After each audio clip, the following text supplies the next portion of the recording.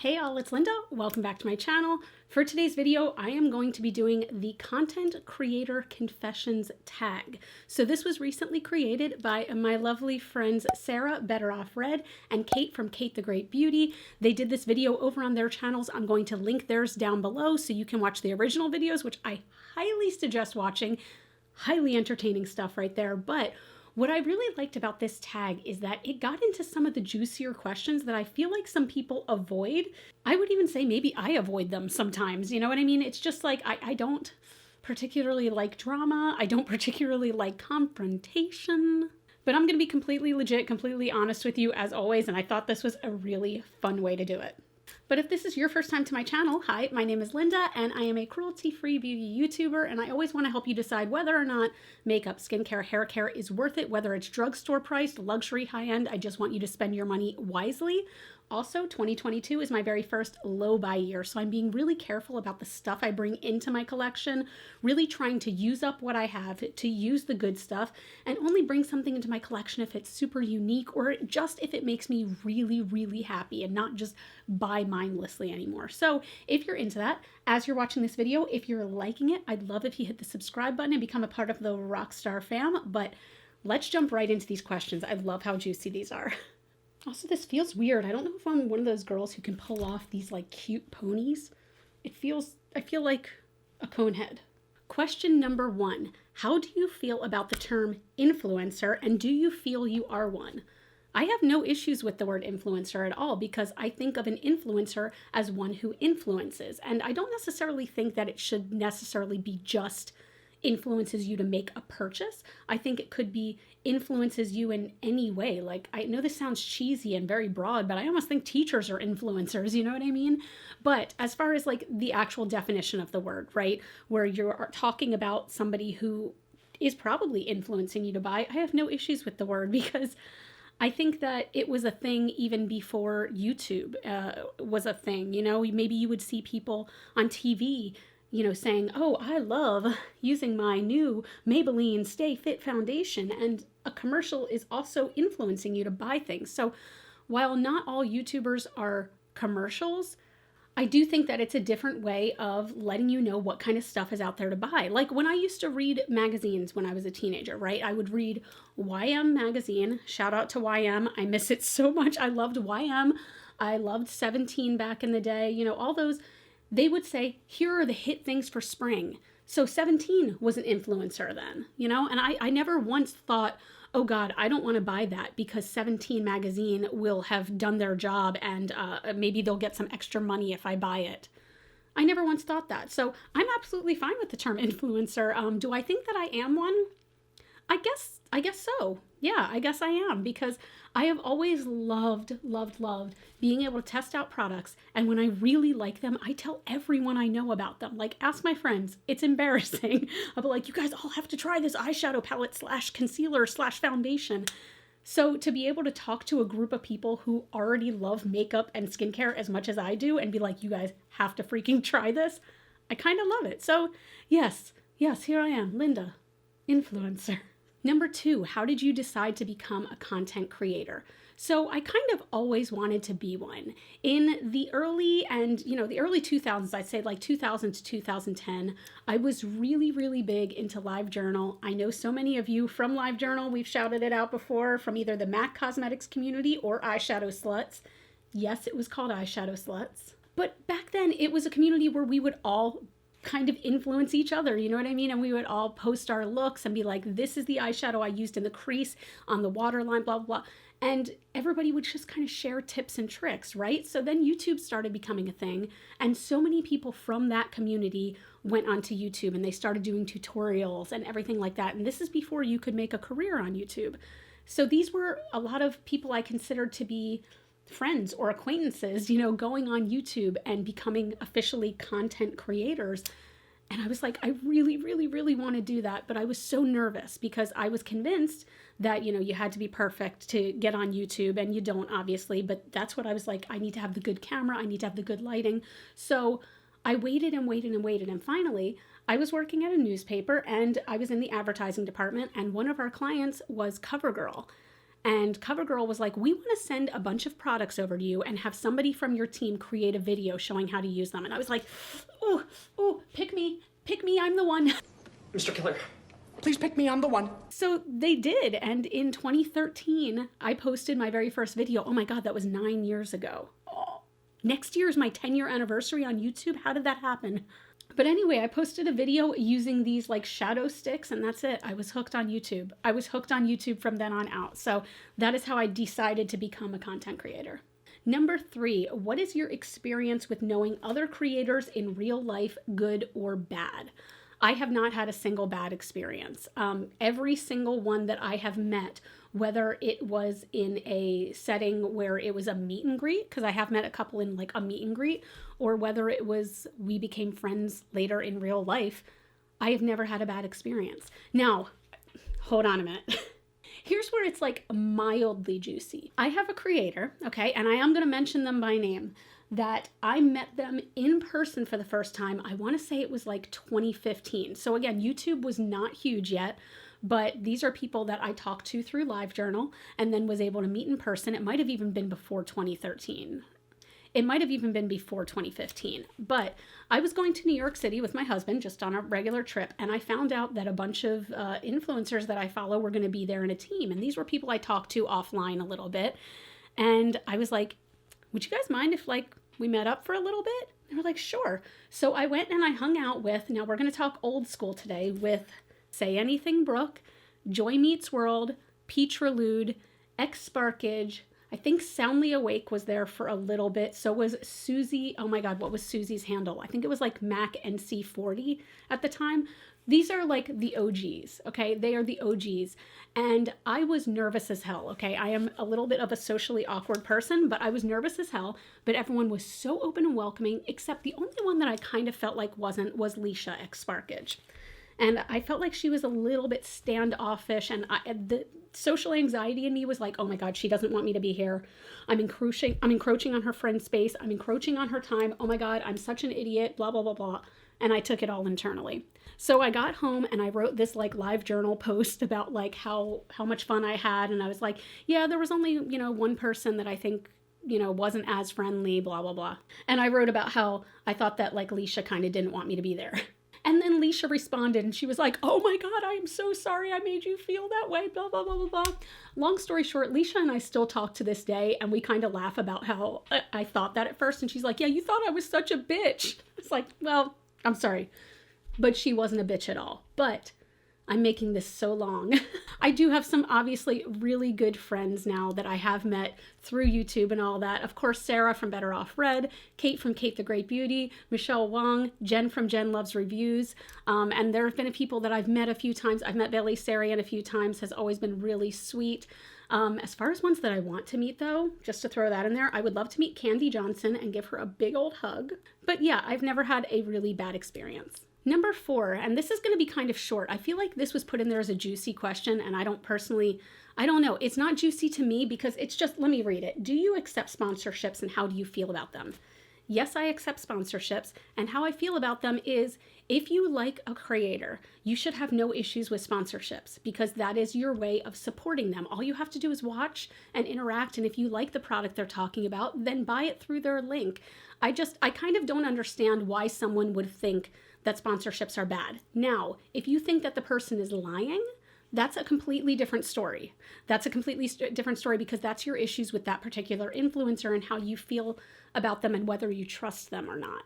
And I hope you guys trust me. I do hope you trust me, you know what I mean? And I hope you trust your favorite influencers out there. But if somebody takes a sponsorship, it means that they're going to make a little bit of money off that. And that's going to help out their channel and it's going to help out their life, if we're being honest here. So I have absolutely no issues. On like the complete flip side, I get so excited when my favorite influencers get a sponsorship. I'm like, yes, good for you, because it also means they are actually being paid what they are worth. These videos take a long time to create, to edit, to upload, to promote. So I am so freaking happy when someone can get a little compensation for that.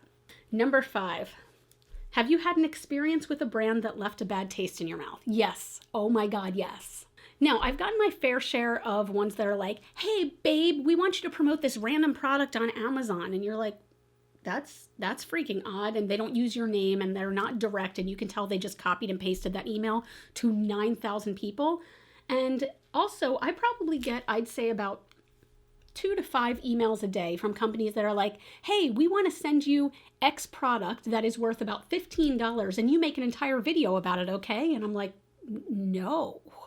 I can't pay my mortgage with a lipstick. I can't make my car payment with a brush. You know what I mean? So I that's a whole other story. But I did have one brand, and I will just say, I don't want to name names. I know people want the name, but I will say that it is a very popular brand with influencers, meaning that they sponsor a lot of influencers. So they know the value of sponsored videos. They absolutely know the value.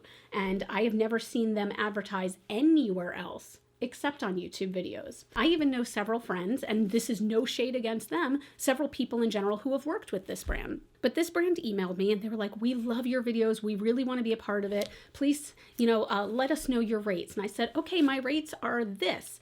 And they said, great, we'd love to give you 10% of that rate. While I'm not going to tell you the exact rate they offered me, I will let you know gas prices being what they are right now, what they offered me would not even fill a full tank of gas in my car. And I was kind of insulted because seeing how many people they work with, I know that they're not shortchanging some people, okay? I've seen the caliber of people that they're working with. So the fact that they came to me, and granted, I'm not a YouTuber with 200,000 subscribers. They came to me and offered me such a small amount. I was like, no. And the stuff they were asking for, they wanted a video, they wanted Instagram, they wanted reels, they just wanted everything. And I was like, no. So all I have to say is if you are a content creator in any way, and this isn't just YouTube, just know your worth. Know your worth. You are worth so much. And I don't just mean money. I mean overall, know your worth. And don't settle for people who want something from you for free. End of story. Number 6, how do you deal with negative comments? I wish I was one of those creators who could say, they don't bother me at all. I just delete and block or something like that. They bother me. Okay, I'll be quite honest. I know that I'm supposed to say like water off a duck's back, but no, I mean the same way that I don't like hearing negative things about myself in person, I don't like seeing it online. And I know these people don't know me, but when someone comes and, accuses me of being a bad person, or, something against my character, or straight up just, says I'm ugly, I'm fat, I'm old, any of it, like I don't need to see any of that. And I know in my heart, I know that people who leave these comments, something is going wrong in their life and something is sad in their heart. And that's why they feel the need to lash out at strangers, because that's essentially what it is. We are strangers. I know that they're hurting inside, but at the same time, I've hurt inside before too. And I've never once thought to take that hurt and tell somebody that they're ugly or they're worthless or anything like that. So I don't quite understand it, and it upsets me both for them and for me. So I have had to block and delete, I think like 2 people, but for the most part, I don't block and delete. I probably should. I really should. And if somebody is a repeat offender, that's the second that I block and delete, because I don't need that in my life. And I know I should just get used to doing that anytime, but I don't want people to think that they can't leave me feedback on my channel. But I think that there's a way to do it without being like, I love you, but you're looking kind of chubby today. Something like that. You know what I mean? So, yeah. Number 7, what is your biggest pet peeve when it comes to comments? Well, I just talked about it. The whole like, I love your videos, but... Again, I want you to feel like you can leave feedback on my channel, that you can be honest with me. But when you say, I love you, but, I feel like it's the same thing as saying, no offense, but, and then you say something really offensive.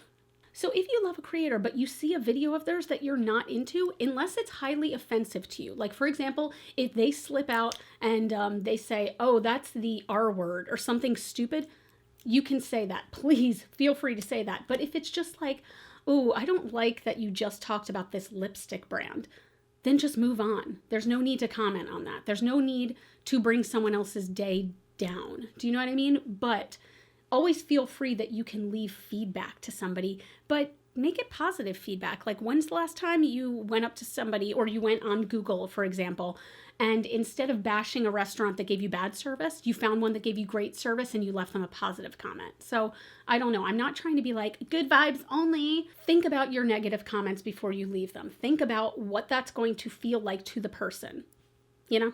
Number 8, what is your favorite part about being a content creator? My favorite part is the reason that I started my channel, and I'm dead serious, it's you guys. It's community. Like, that's what I wanted. I know a lot of people did it because they were like, oh, they wanted fame in some way, or maybe they wanted to make money off of YouTube. For me, I am such a nerd about makeup and skincare and all that stuff that I just wanted people to talk about it with.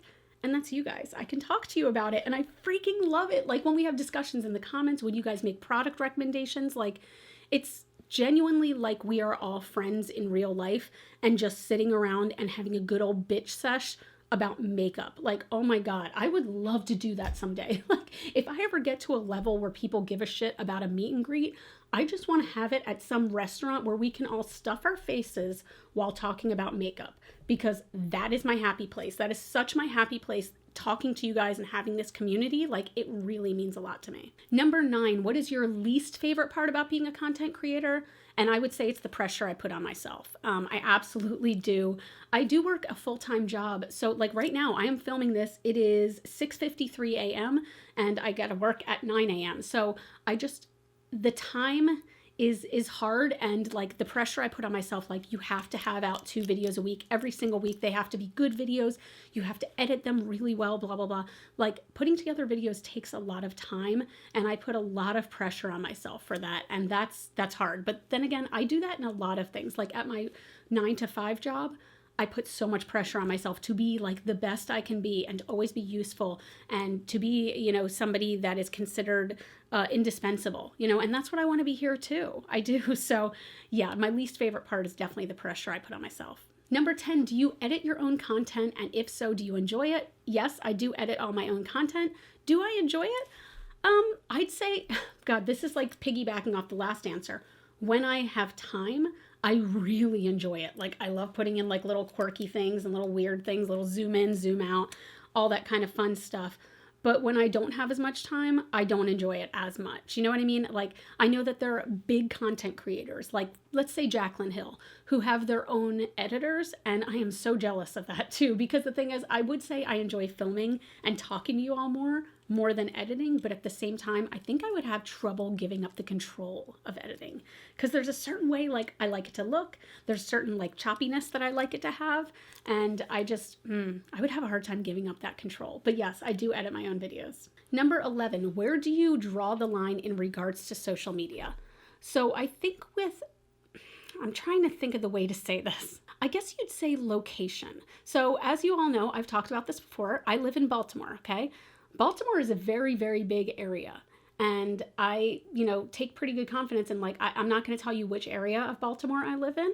I'm not going to be like, oh, this is the neighborhood that I live in. This is the street I live on.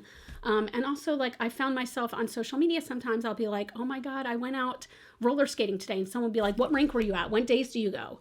And with all due respect, that's where I get a little anxious, because the thing is, I love the couple of times that I've met subscribers in person has been so wonderful. It has been so incredibly wonderful, but I still get a little like about the idea of telling someone I'm going to be here at this time, unless it was like, again, if it was like a meet and greet situation someday, that's different. But saying like, I'm going to be hanging out with my husband here tonight, and having like a subscriber ask me the exact location and time, like, that's weird to me. It's a little uncomfortable to me. So it's like, I appreciate that you would love to hang out. I do, but I think I'm just a little too socially anxious for it. So that's kind of where I draw my line. Number 12, name one thing that you wish you knew when starting out. Okay, look, I hate to be like Nike/Shia LaBeouf over here, but just do it. Just do it. Just do it! Why wait? Like, there are so many people that are like, oh my God, I so want to do YouTube, but I just don't have a great camera. So what? Do you have a cell phone? And if you don't have a cell phone, do you have a webcam on your computer? Like, there are ways that you can do this. There are ways that you can do this and put out videos. And people are like, oh, I don't have anything to edit on. Most computers come with a free editing program, whether it's Windows Movie Maker or iMovie. You can find free editing programs to work with, and they don't have to be brilliant. There is something that you have to offer, and you should just do it. Just do it now. Bite the bullet. Your first video is gonna suck. I'm telling you now, it's gonna suck. Take a fluffy brush, and you're just gonna wanna fluff that right above You're going to fluff it, hey. And maybe 10 people will watch it and all those people are going to be your friends. But nonetheless, just do it. I waited for so long and I genuinely feel if I had put my first videos up on YouTube when I wanted to, which is when YouTube was just starting and makeup tutorials were just a thing, I really think that I would have grown a lot more because it was a different time back then. And I think I would have had a lot of support. So yeah, if I could tell you anything that I wish I knew when I was starting, it's just do it now. Do not wait. Number 13, is there any change you'd like to make to your content in the future? I'd say probably. I don't have anything specific in mind, but even, for example, like in 2018, I decided I was going cruelty-free, and that was not for a change in content. That was kind of a life change, but nonetheless, it did change my content because I reviewed a lot of non-cruelty-free products before that. And then this year in 2022, I decided that I want to do my first low buy year. So that has definitely changed my content. I'm not reviewing as many new products. I'm not going out and doing massive hauls. You know, things have definitely changed. So my content is going to change throughout the years. You know, I don't have something in mind right now where I'm like, you know what? I want to become a channel all about flowers. And I'm going to talk about nothing but flowers. No more makeup. You know, I don't have anything like that in mind. But yeah, if you stick with me, the content is going to grow. It's going to evolve. So yeah. Number 14, what company / collab is your dream? I think you all know the answer to this, but I have had dreams, fantasies, erotic fantasies. Okay, maybe not erotic. I would love to do a collab with Melt Cosmetics. And as of yet, I don't believe they have ever done a collab. Like they've done collabs like with Beetlejuice, for example. But nonetheless, like God, I would just love it because I love their formula. I love their vibe. And I have the idea in my head of the exact collection I would do. I have it very specific. Hell, I've even started to pick out like names that would be in the eyeshadow palette that I would use. It's so stupid, but like it would be such a dream to be able to work with them because I respect them so much. Like a woman-owned company. They are just badass. It's definitely like a fantasy.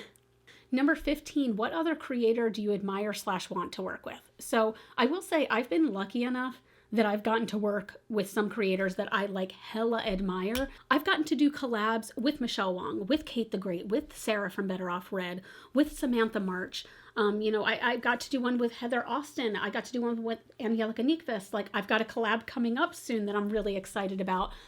But as far as ones that I would love to work with, like for example, I mean, of course, I love Bailey. I freaking love Bailey. I would love to collab with her in some way, but I don't think she does collabs. I don't think it's her bag.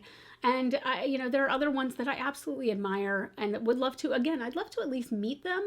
As far as other creators I admire, there's so many of them. Jamie Genevieve is one I still watch all the time. I've mentioned Candy Johnson. I think that she just seems like such a good soul. She seems like she has a good heart in her, and that really speaks to me. There's so many. Number 16, what kind of content do you hate? And I have to go with Sarah Better Off Red's answer on this. I cannot with ASMR videos. I appreciate that there's so many of you out there who it makes you fall asleep. It calms you. It makes you tingle in some ways.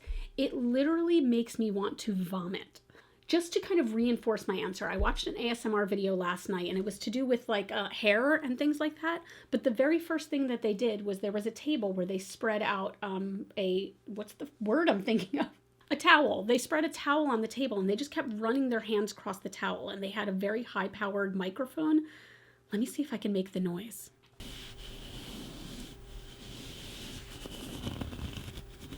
Can you hear it? So I don't know if you can hear the towel scratching.